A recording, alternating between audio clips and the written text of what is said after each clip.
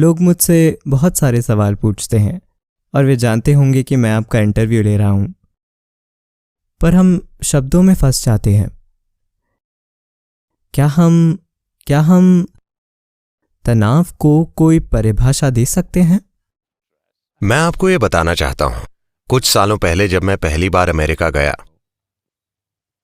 जहां भी मैं जाता सभी तनाव मैनेज करने की बात कर रहे थे। मैं वाकई समझ नहीं पा रहा था, क्योंकि मेरे हिसाब से हम उन चीजों को मैनेज करते हैं जो हमारे लिए कीमती होती हैं, ठीक है? हमारा बिजनेस, हमारा परिवार, हमारा पैसा, हमारी संपत्ति, हमारे बच्चे, हम इन सब चीजों को इसलिए मैनेज करते हैं क्योंकि ये चीजें हमारे लिए कीमती हैं। कोई तनाव को मैनेज क्यों करेगा? मुझे यह समझ नहीं आया। मेरे आसपास हर कोई यही बोल रहा था, तनाव मैनेज करो। मैंने कहा, तनाव क्यों मैनेज करें?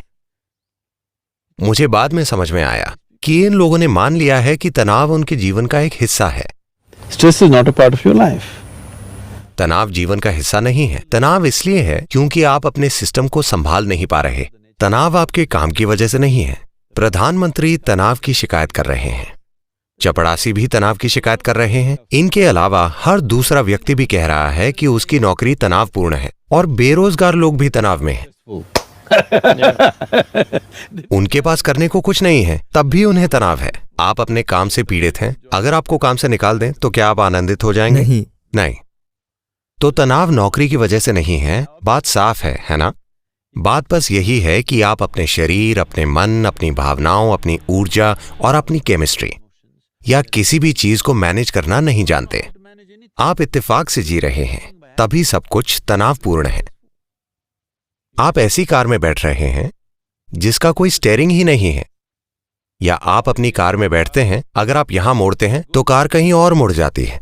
आपको तनाव ही होगा, है ना? हाँ। तो फिलहाल आप ऐसी मशीन चला रहे हैं, इसे समझे बिना आप बस संयोग से चले जा रहे हैं, जीवन में डगमगाते हुए। आपको तनाव ही होगा। तो तनाव आपके काम या जीवन की परिस्थितियों के कारण नहीं है। तनाव बस इसलिए है क्योंकि आप अपने सिस्टम को मैनेज करना नहीं जानते। जिस चीज से आपको तनाव होता है, कोई दूसरा उससे आसानी से निकल जाता है ना? सही है। तनाव बाहरी चीजों की वजह से नहीं है। भीतरी स्थिति को न संभाल पाना ही इसकी वजह है, ना कि बाहरी स्थिति को। हमारे जीवन की क्वालिटी इसलिए नहीं बदली कि हम अपने जीवन की चीजें बदल देते हैं। क्वालिटी बदलती है क्योंकि हमने जीवन का संदर्भ बदल दिया। कोई सुंदर जीवन जी रहा है, इसका मतलब यह नहीं है कि वो सुबह उठकर कुछ अलग करता है। वो भी टॉयलेट जाता है, वो भी दांत ब्रश करता है, वो भी सामान्य चीजें ही करता है, पर उसका जीवन जादुई और सुंदर है क्योंकि संदर्भ अलग है।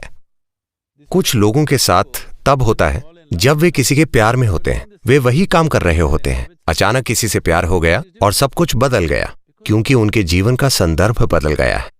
पर प्रेम से बाहर आने पर फिर से उनके जीवन का संदर्भ बदल जाता है और वे दुखी हो जाते हैं। अब संदर्भ अपनी इच्छा से बदला जाता है। ये सिर्फ अपनी इच्छा से ही बदला जा सकता है। शायद अपनी इच्छा से दूसरी चीजों को बदलना संभव ना हो, क्योंकि जीवन की चीजों को बदलने के लिए आपको उस माहौल से इजाजत लेनी होगी जिसमें आप मौजूद हैं, है ना? हाँ। पर जीवन के संदर्भ को बदलने के लिए आपको किसी की इजाजत की जरूरत नहीं है। यह बाहरी चीजों से बिल्कुल भी तय नहीं होता। तो एक दिन 3 आदमी एक ही जगह काम कर रहे थे। एक और व्यक्ति आया और पहले से पूछा, तुम यहां क्या कर रहे हो? उसने ऊपर देखा और कहा, क्या तुम्हें दिखाई नहीं दे रहा? मैं पत्थर काट रहा हूं, क्या तुम अंधे हो?